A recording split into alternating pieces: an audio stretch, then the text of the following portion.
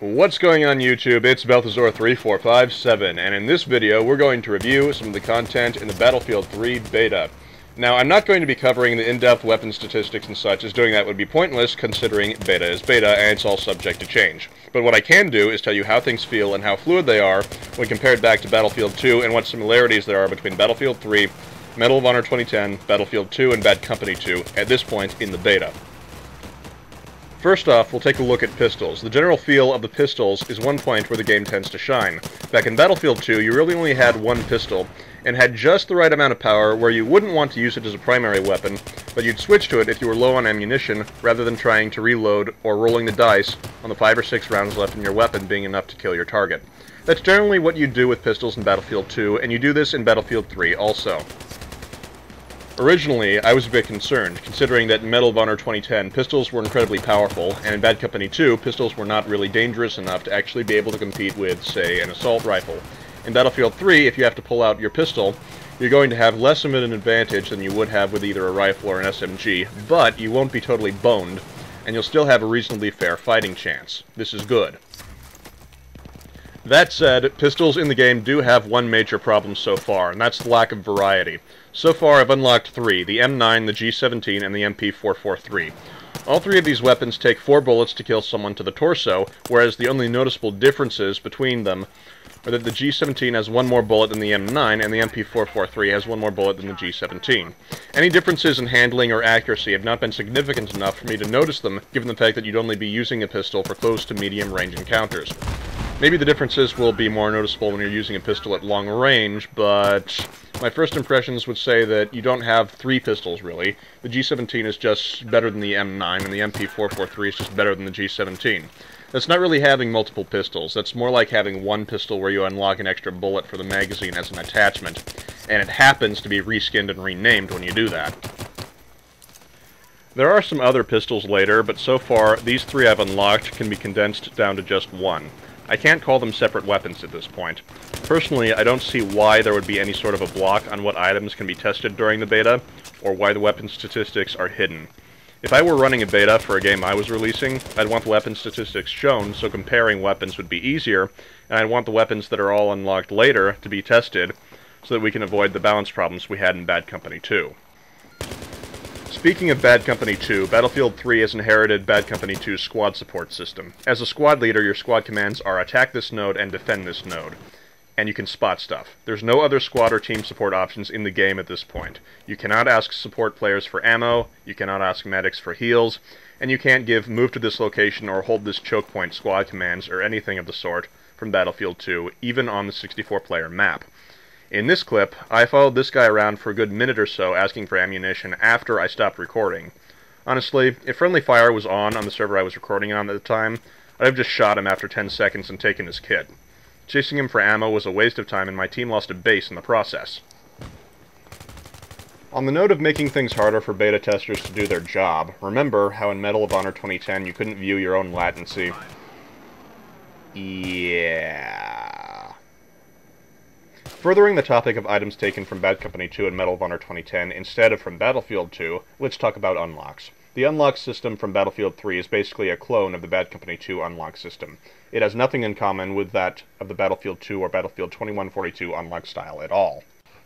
For those of you who have not played Battlefield 2 or 2142, instead of unlocking specific items, you received an unlock point currency and you got to choose where you spent your unlock points. Battlefield 2 only had weapon unlocks, one weapon for each class at the start, which could be unlocked in any order you wanted, and Battlefield 2142 had 2 different trees per class, as well as a generic tree and a squad leader tree that you could pick to put points in, with no restrictions like Spec 1 and Gadget 2 for what items from your kit you chose to equip at the time.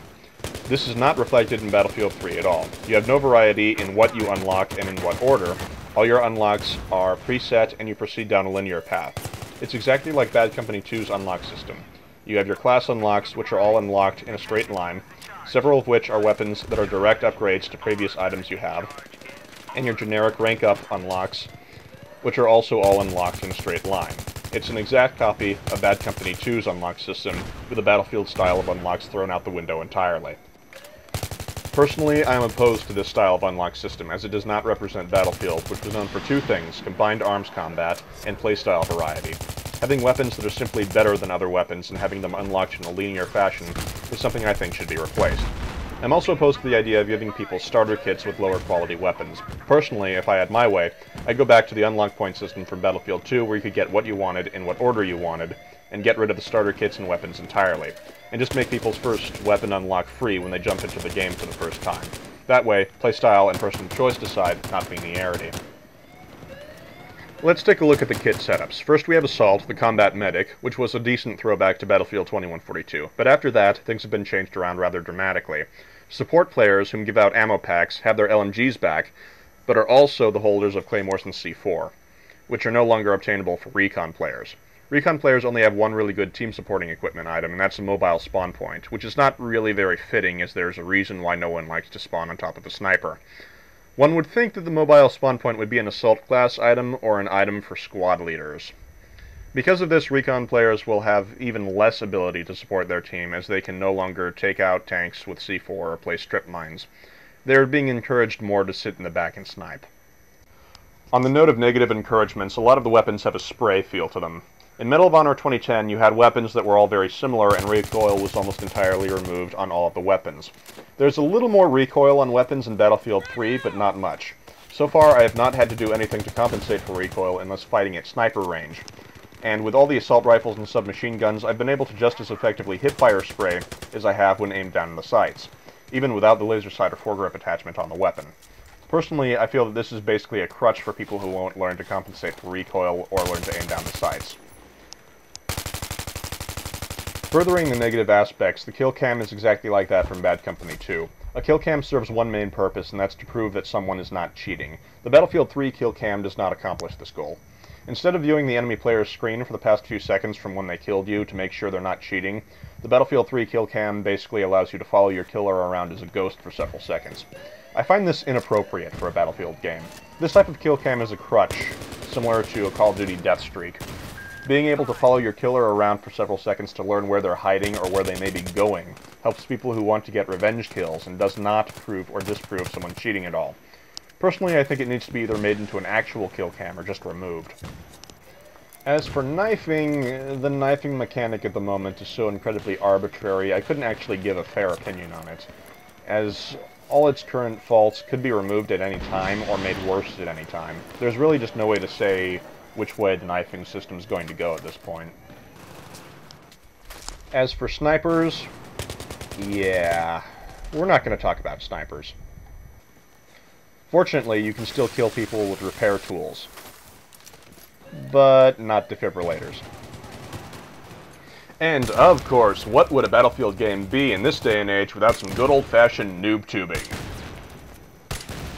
Of course, if you're a Battlefield 2 vet, it's mandatory that you jump before shooting someone with a noob tube.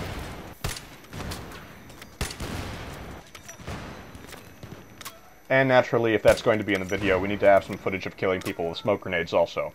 Yes, the smoke grenades from Bad Company 2 are back, and you can still kill people with them. Yay. Those are all the topics that I could come up with so far that are for the most part not bugs that fall under the beta as beta clause to excuse them. Hopefully some of these issues can be addressed if enough people cause a fuss about them, so feel free to leave a comment about why you liked or didn't like the video. If you agree with my approach to handling these issues, like the video, favorite the video, masturbate to the video, whatever floats your boat, share it with your friends and maybe some of these issues can be addressed. This has been Melthazor3457 and I hope you enjoyed watching the video. Later, YouTube.